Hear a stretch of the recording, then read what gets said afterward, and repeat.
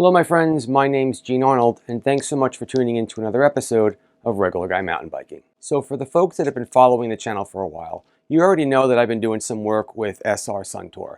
I've been using their shocks and forks on a few of my bikes. In fact, I've got the two right here. I used the Suntour Axon and Edge shock on the pumpkin bike build, as well as the same shock and fork as an upgrade on my D6.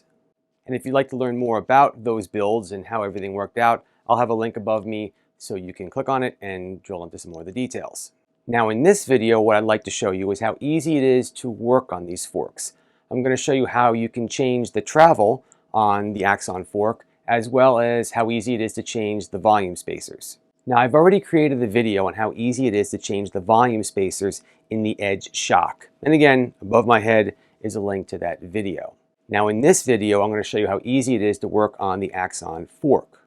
Now the Axon is pretty cool.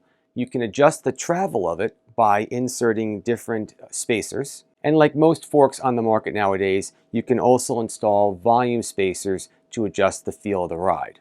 This is a real simple project. All you need are a few hand tools that I'll list throughout the video, as well as this kit that has both the volume spacers in it and the spacers to adjust the travel. I'll also make sure to put a link to a kit in the description so you know exactly what tools and parts to pick up. Now the first thing I'm going to do in this video is show you how easy it is to adjust the travel in this fork. I'll show you how to change the fork between 140 millimeters and 120 millimeters. And then right after that, I'll show you how easy it is to install volume spacers. Before we get started, just note that the fork is set right now at 140 millimeters of travel. Anytime you plan on taking your fork apart, you really have to remove the air from the air chamber. If you don't, you could get seriously injured. The rebound dial has to be removed. It simply just pulls off the bottom of the leg.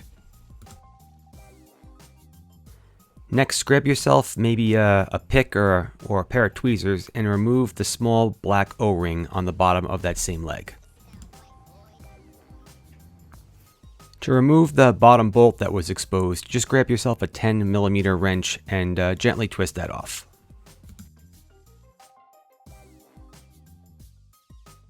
Now you're going to want to spin the fork around and work on the other leg. This is going to require a 5 millimeter Allen key. Now do yourself a favor and don't take this bolt all the way out. I know in this video you're going to see me completely remove it, but watch the video a little bit further and you're going to see that I made a mistake, and I'll explain it to you in just a second. So keep watching.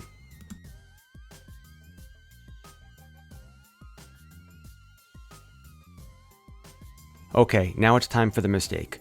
Notice that no matter what I do, I can't seem to get the lower legs off this fork. I mean, I kept on pulling and kept on trying, and I could not get those legs apart. Hence, like I said, I made a mistake, but I'll show you how to fix that in just a second. If you did take the bolt all the way out, it's okay. Just screw it back in like I'm doing right now, but don't screw it all the way in tight. You need to have it a few threads out, and then you need to get a small rubber hammer and give it a quick tap. All right, that actually breaks the seal inside and allows the lowers to slide off just fine. My bad, but there you go. That's how you get the lowers off this fork. I used an adjustable wrench to remove the insides of this side of the fork. Okay, just give it a quick little twist, and then I was able to pretty much get the whole thing out by just using my hands. All right, just take your time, and then this will just slide directly out. Now it's time to install your spacers. Understand that installing spacers reduces the travel of the fork, and you'll see a small little notch that these spacers snap right into. So you snap it onto the spring and it locks right into this little white stop on the top. Each one of these spacers is 10 millimeters long, so starting with 140 millimeters of travel, we'll end up with 120 millimeters of travel.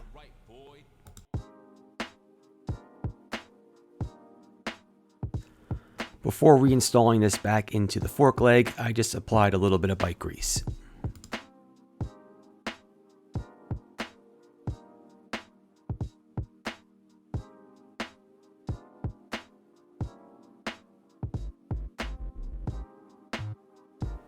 Now it's time to put the fork back together, starting with the lowers, and then we'll work our way backwards.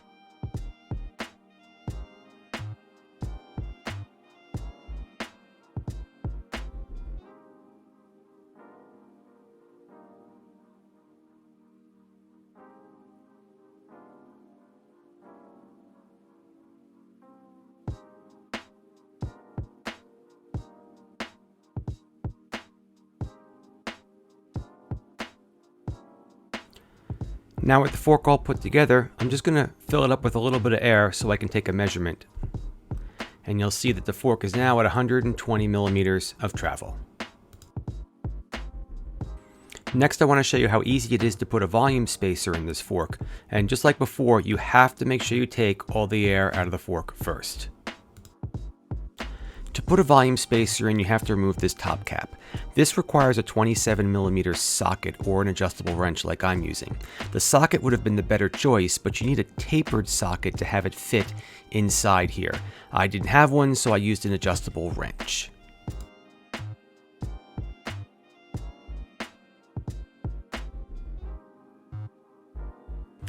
You'll see inside that these little spacers, they're just little rubber guys and they snap together. So take some off, put some on, adjust your volume spacers to your liking. This is a good time to add a little bit of gear oil, not a lot, into this leg just to keep things lubricated and moving smooth. And that's all it takes to adjust the number of volume spacers you have in this fork. So that's going to pretty much wrap up this video. You can see how easy it is to adjust the travel and install volume spacers in the SR Suntour Axon Fork.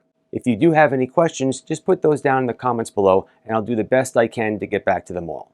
Now with all that being said, keep the party on the pedals, my friends, and I'll see you in the next video. Take it easy.